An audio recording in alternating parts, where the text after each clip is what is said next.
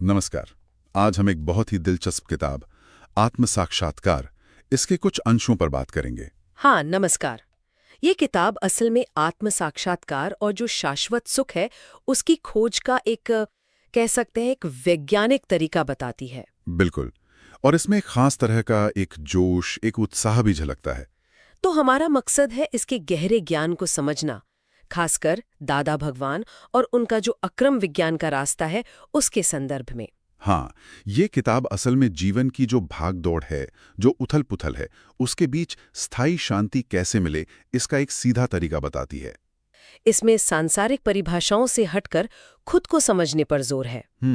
और सबसे खास बात, इसमें एक जीवित ज्ञानी पुरुष की भूमिका और उनकी कृपा से आत्मज्ञान कैसे मिले, ये इसका केंद्र है। अच्छा, किताब में जीवन के दो लक्ष्यों की बात है। हाँ। एक तो सांसारिक, मतलब दुनियादारी, अच्छा जीवन जीना। हाँ। और दूसरा है परम लक्ष्य, मोक्ष। लेकिन दिलचस्प बात यह है कि सच्चा सुख बाहर नहीं, बल्कि अपने असली स्वरूप को पहचानने में है। मैं कौन हूं, ये सवाल। बिल्कुल। और ये भी कि जीते जी इसी जीवन में दुखों से मुक्ति, मतलब पहला मोक्ष, अनुभव किया जा सकता है। सही कहा। और इसका जो मूल है वो है मैं यानी शुद्ध आत्मा, और मेरा मतलब सांसारिक चीजें, शरीर, मन, अहंकार, ये सब, इनके बीच का फर्क समझना। और ये फर्क सिर्फ दिमागी नहीं बल्कि अनुभव वाला है। अनुभव वाला मतलब? हाँ, जैसे किताब में एक उदाहरण है, मेरा नाम चंदू भाई है और मैं चंदू भाई हूँ। ये दोनों बातें एक साथ सच नहीं हो सकती। मैं और मेरा ये दो अलग चीजें हैं, और ये भेद अनुभव करने के लिए ज्ञानी पुरुष की जरूरत होती है। अच्छा, जैसे सुनार सोने को अलग करता है। हाँ, कुछ वैसा ही। वो आत्मा और जो आत्मा नहीं है उसको अलग करने में मदद करते हैं। तो फिर ये अनुभव बिना दुनिया छोड़े ये कैसे संभव है? यहीं पर शायद अक्रम विज्ञान आता है। हाँ, कह सकते हैं। जैसे सीधे 12वीं मंजिल पर लिफ्ट से पहुंच जाना। ये दावा है कि ज्ञान विधि नाम की एक खास वैज्ञानिक प्रक्रिया से ज्ञानी पुरुष की मौजूदगी में ये आत्मा अनुभव मिलता है। और सबसे बड़ी बात, ये घर परिवार के साथ रहते हुए, अपना काम करते हुए भी संभव है।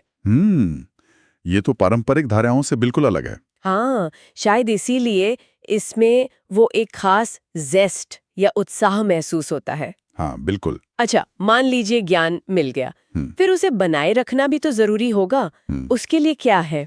हाँ, बहुत जरूरी सवाल है। देखिए, ज्ञान अनुभव होने के बाद उसे टिकाए रखने के लिए 5 आज्ञाओं का पालन बहुत महत्वपूर्ण बताया गया है।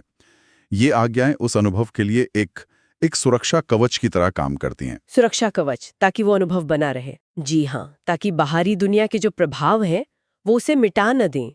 और ये आज्ञाएं सिर्फ कहने की बातें नहीं, सीधे रोजमर्रा की जिंदगी से जुड़ती हैं। जैसे पहली आज्ञा क्या है? पहली आज्ञा है, मैं शुद्धात्मा हूं, इस लक्ष्य में रहना।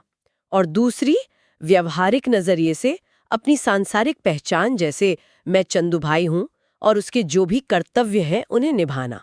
दोनों को अलग अलग देखना। अच्छा, और बाकी की आज्ञाएं वो कैसे लागू होती हैं? तीसरी, चौथी, पांचवी ये सीधे व्यवहार से जुड़ी हैं। जैसे कर्तापन का भाव नहीं रखना, मतलब मैंने किया ये भाव छोड़ना। और जो भी कर्म सामने आए उन्हें साक्षी भाव से देखना और समभाव से उनका निपटारा करना।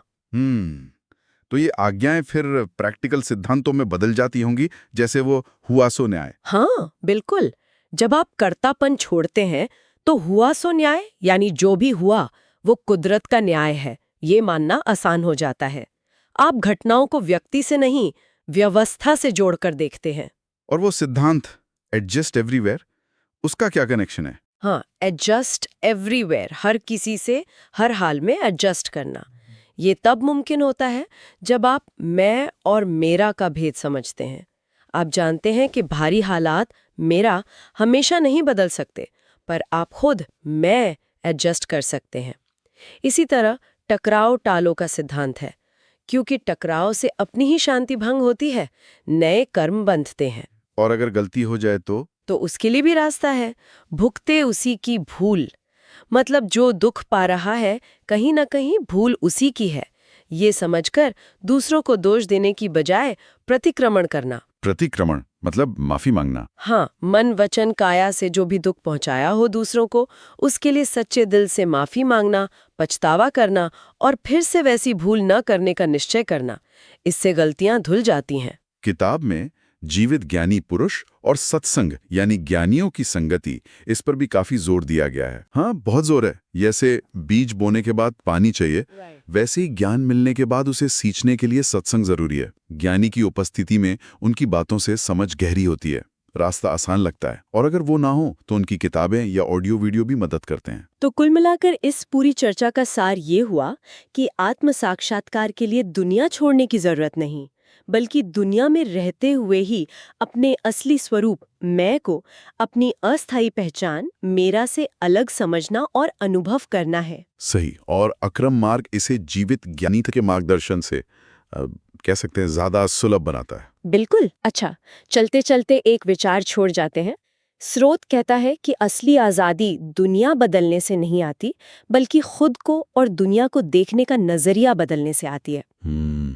नजरिया बदलने से। हाँ, तो सोचिए, अगर कोई सिर्फ एक सिद्धांत जैसे एडजस्ट एवरीवेयर इसी को पूरी तरह से जीवन में उतार ले, तो रोजमर्रा के जो झगड़े हैं, जो असंतोष है, उसमें कितना